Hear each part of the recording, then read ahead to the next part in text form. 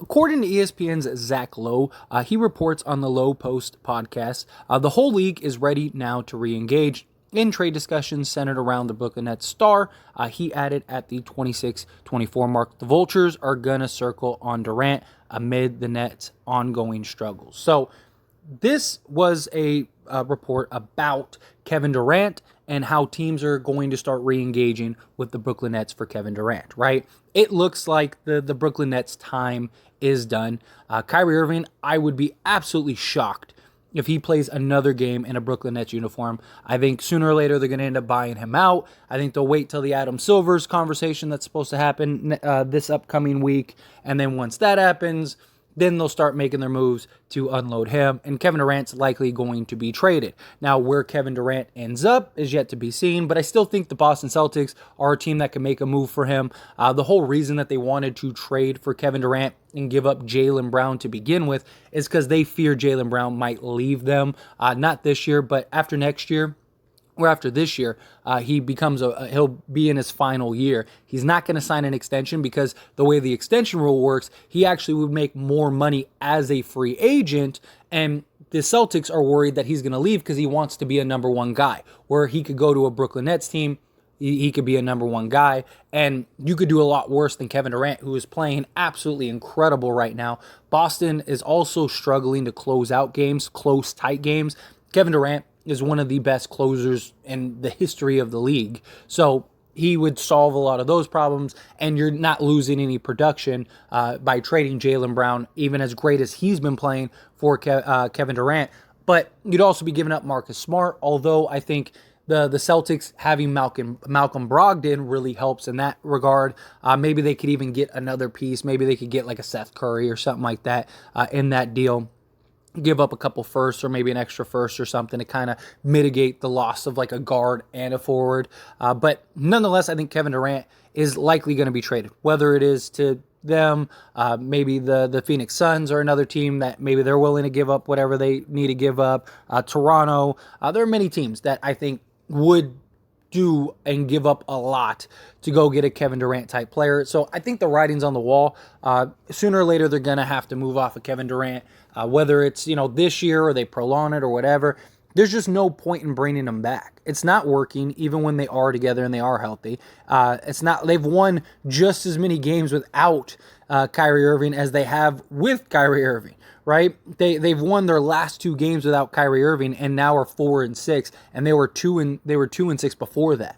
So I don't think that they're gonna magically turn it around. I don't think that they're a legit contender without Kyrie Irving and the way Ben Simmons is playing. And I think the writing's on the wall to blow it up. And, one way or another, I think Kyrie Irving is going to end up on the Lakers, right? Because if he gets bought out, where else is he going to go? Like, what team is going to take a chance on Kyrie Irving? I don't even think the Lakers would take a chance on Kyrie Irving if it wasn't for LeBron James, right? So I think that they're going to look at it as like, hey, we're struggling, right? Like, if the Lakers were like 7-2 and Kyrie Irving got bought out today, maybe they wouldn't, because they're like, we're winning. Do we really want to run the risk? But right now, what are our other options, right? If you're the Lakers, you're 2-7. You're praying that they buy out Kyrie Irving, because then Kyrie Irving can come in and help solve a lot of your problems, right? The shooting, the scoring, the consistent go-to guy, a guy that can help you close out games, stuff like that. Like, Kyrie is that guy, especially if you can keep Russell Westbrook on the bench. If you want, you can keep him and end up, having him play that 6-man role that he's been just thriving in. Even today, he looked pretty good. He's got to cut back on the turnovers, but nonetheless, he still looks really good. So if you could do that, then you could take like a Kendrick Nunn and a Patrick Beverley and go get, go do the Spurs deal, go do, the Pacers deal. But you'd have to wait till December for that. Although if you get Kyrie, maybe you could wait off a couple games in the meantime. And if you really want to, like, let's say you're like, man, we're really good, but we're like a couple, like 2 pieces away from being the best team in the league. Well, then you'd have Russell Westbrook and you could go move off of him to go do that, right? You add Kyrie, you see what you got. I imagine he's going to help you win some games. You let Russ be the 6th man. You go trade Beverly and Kendrick Nunn.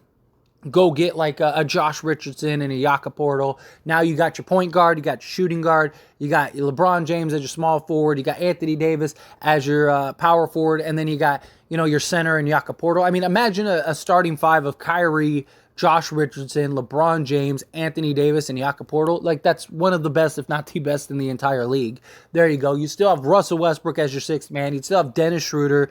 You'd have Walker, who's been great for the Lakers this year. Austin Reeves, Troy Brown, like all of these guys that have been really good for the Lakers. And then, you'd have, Thomas Bryant coming back. Lakers would be deep. They'd be good. They'd be competitive. And if it's like we still need a little more, we still need a little push, well, then now you have Russell Westbrook. You could go unload Russell Westbrook and maybe do like a Hornets deal or something like that, right? You're in a good position. I'm not saying that any of those things will happen, but it's not out of the realm of possibility, especially if they're really going to start trading for Kevin Durant, right? And it looks like the writing's on the wall, because, like, again, Kevin Durant himself said the whole reason he wanted to leave the Brooklyn Nets is because he didn't believe he could win with them.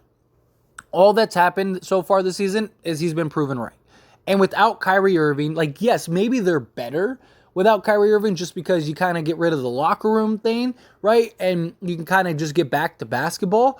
But even then, like, what are they going to do with Kevin Durant? Like, how long is Kevin Durant going to want to be the only guy on the team? And you have a bunch of guys that don't play defense or anything like that. And that's also why I think Kyrie ends up getting bought out regardless. Because let's say they continue to win, right? They've won both games without Kyrie Irving and Ben Simmons. I don't think that they're going to, trade Ben Simmons, not because they wouldn't want to, but because, like, who's going to take him and what value are you going to get from him? I don't see you getting any real value from him for Ben Simmons. But also, beyond that, if you keep winning, then why would you want to keep Kyrie around, right? Like, let's say they get to 500 or they get over 500. Why would you want to keep him around? It makes no sense at that point, because anything he does, you're going to be tied to, you're going to be connected to. So, like, the Nets play the Knicks on Wednesday at home.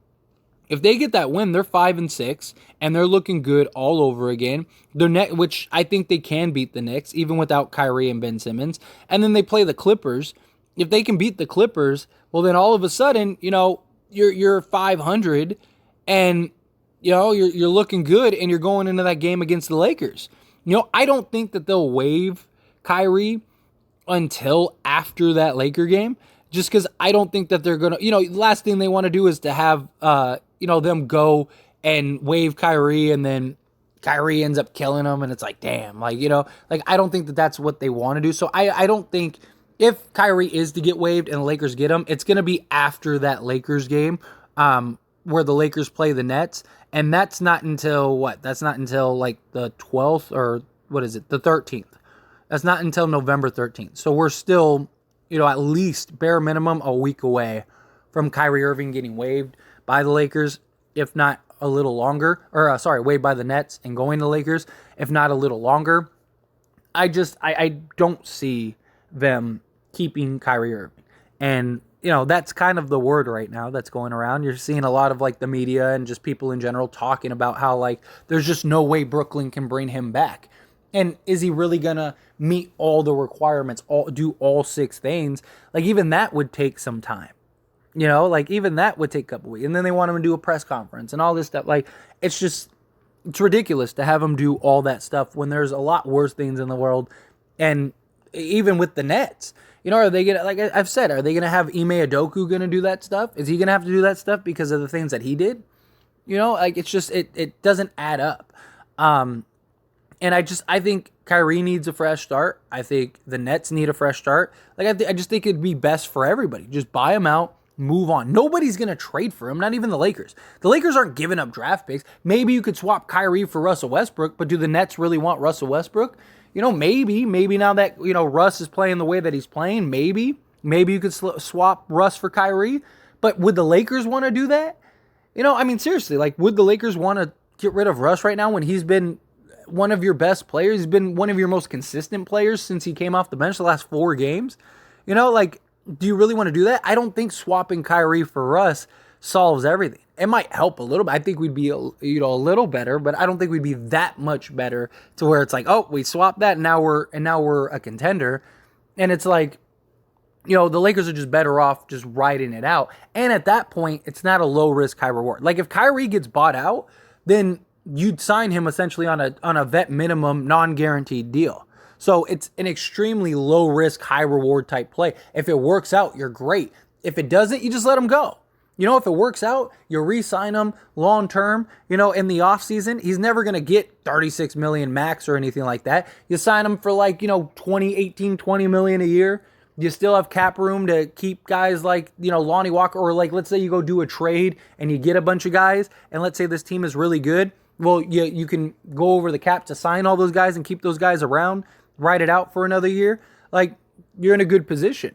But to go and trade for Kyrie right now, I don't think he solves the problem. You run the potential of him, just the circus that's around it right now, causing even more of a problem. But if you get him on a buyout, you don't have any concerns. It's a low risk, high reward type move. And I do think that these three would be perfect for each other. And you have LeBron to kind of navigate and help Kyrie in that situation. But regardless, I think the Lakers, I think it's just a matter of time before Kyrie is a Laker. I think it's a matter of when, not if.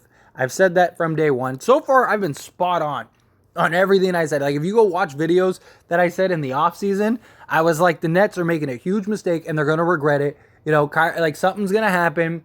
Kyrie's going to end up having to leave, and then they're screwed, and they're going to get nothing for Kyrie. And that's exactly what it's looking like is going to happen. Like, there were reports that were like, that the Nets could basically give Kyrie away for free and teams still wouldn't trade for him. Because why would you want him on all that money unless he completely, changes the scope of your team? And there's still so many risks, right? Like, it's just, that's the problem.